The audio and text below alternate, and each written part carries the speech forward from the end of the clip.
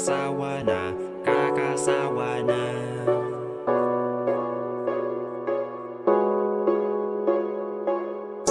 Kakasawa na, kakasawa na. Lagi na lamang tayong ganito. Wala na bang iba? Lagi na lamang tayong ganito. Hindi na nagbago ang sakit na sa ulo. Araw-araw nagtatalo. Kakasawa na, kakasawa na. Kakasawa na, kakasawa na. Kakasawa na, kakasawa na. Lagi na lamang tayong ganito. Sa totoo lang ay nakakasawa na. Pero dahil sa inyo ako ay lumalaban pa. Sa isang ngiti mo lang anak at yakap na mahal. Lahat ng pagod ko sa katawan ay agad natatanggal. Minsan naisip ko paano kaya kung iwan ko na lang kayo.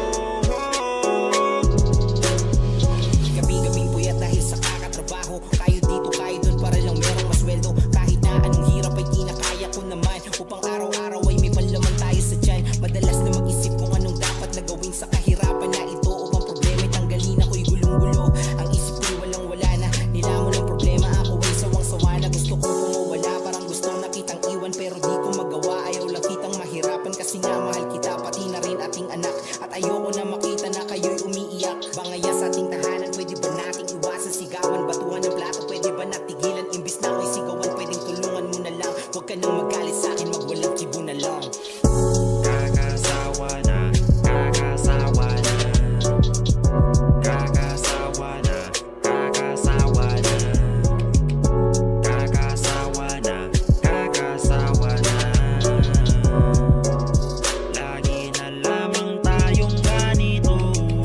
Lagi na lang tayong ganito. Wala nang pagbabago.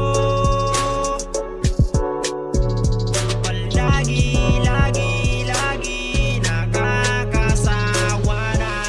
Ang pangalan ko ay Carlos, mas kilala sa tawag namang Kaloy. Bilang na lamang ang araw sa inuupahang bahay namin, kami na ay itataboy ni Aling Nora. Sa bagay di na naiba, halos araw-araw naman ganito ang nangyayari. Masyadong tag-alat ang panahon, parang pagtira mo sa ring hindi pasok. Kasi yung tira mo'y di swabe.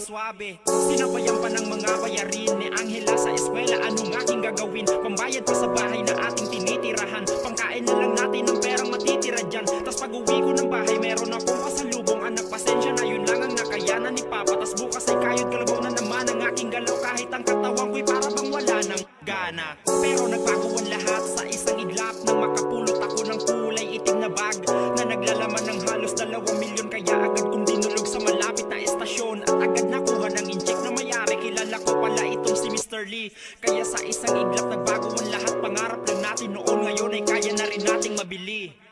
Kakasawa na, kakasawa na. Kakasawa na, kakasawa na. Kakasawa na, kakasawa na. Lagi na lamang tayong ganito.